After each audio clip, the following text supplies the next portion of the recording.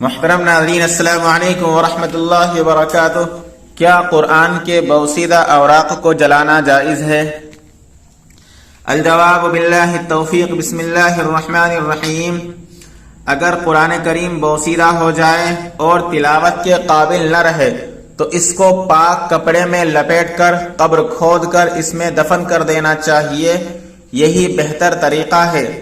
ندی یا تالاب میں اس طرح بہا دیا جائے کہ وہ زمین کی تہ میں چلا جائے اور کسی طرح بے احترامی نہ ہو تو اس کی بھی گنجائش ہے، البتہ اس کو جلانا نہیں چاہیے۔ اگر ایسا ہو گیا ہے تو آئندہ اس کا خیال رکھا جائے اور کوئی مالی کفارہ اس پر واجب نہیں۔ بحوالہ دارالافتاء، دارالعلوم دیوبند۔ ویڈیو پسند آئے تو لائک کیجئے، شیئر کیجئے اور چینل کو سبسکرائب کر دیجئے۔